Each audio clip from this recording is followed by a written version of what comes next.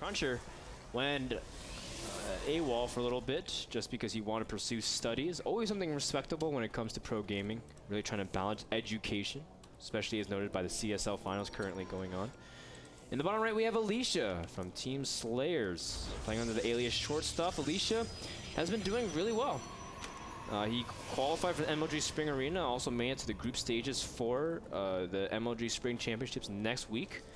Alicia has been really picking it up. He's also going to be at the GESL tournament the week after MLG. And I think overall, Alicia's just been making more steps forward, even though for a while he was kind of falling off despite having a strong presence in the Korean scene. And people thought Alicia was like one of these best Protosses from Korea for a while, and then kind of struggled for a bit, but now he's back. Yeah, and he started off really rocky, I'll tell you that, but since then he's picked it up quite a bit. Yeah. I remember his matches against Thorzane, where I was just like, this is not the Alicia I know. What is going on, man? He's supposed to be a PvT specialist at one point. Yeah, and he got absolutely slaughtered, man. 2-0, it was crazy. Thorzane, don't forget. It is Thorzane. That guy is so good. Well, we see Alicia is 5-2 currently in this division. CrunCher is 1-5. Alicia is in #1 spot as of now because Loli lost his game. And Alicia did beat Loli, so he has that advantage. And so as long as Alicia wins here, he is in prime position to take #1 in this division. Oh, a Gasti. No, just kidding. I get mixed. These colors are so similar, man, that I saw the probe going in. I thought he was going a Gastiel, but it is absolutely not the case. I apologize for that. That's cool. Very similar builds from both these players, actually. Almost exactly the same builds, but as you can see, oh, it changed a little bit. The income tab does show that CrunCher is actually getting an extra probat over his opponent. The chrono boost allocation has been slightly different, but for all intents and purposes, it's the same build. Yeah, and so PvP has understood a lot of interesting changes on Ohana. There's been a lot of early aggression. 11 gate can be really strong, especially if you chrono your zealots out. Naniwa has been really vocal about scouting, or actually lack of scouting, and waiting for your first zealot to do it. But we also see a lot of interesting variations of 4-gate on this map as well. You can see immediately Alicia is leaning over towards that, because since the distances are pretty close, you don't have to worry too much about your first Zealot and Stalker. So sometimes we see the good old Zealot Stalker 4-gate. You don't even wait 2 Stalkers initially. Uh-oh. And look at this, the probe. Okay, I thought the probe was actually going to sprint ahead and try to get into a great position. But now this one Stalker might be in a little bit of trouble.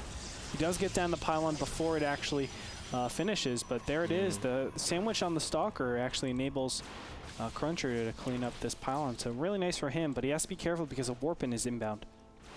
Yeah, and what's interesting is that because Alicia went for a super hard 4-gate with just Stalker at this point, not even the Zealots, he has that ability to warp in much earlier, but that's why sometimes we see him place it onto the high ground, and Alicia didn't get an opportunity to. He is trying to take out these Stalkers, but again, Alicia could have had such a strong advantage if he placed the pylons the same way Huck and MC love to do. For now, though, he's going to be content with picking off this pylon, which actually can be very significant considering warp-ins will be very important for the next couple seconds. I'm actually interested why he actually pushed out here, but it looks like CrunCher will take... Oh, nice micro, actually, cutting back the one Stalker and forcing the other units forward. Looks like Alicia will be cleaned up over here.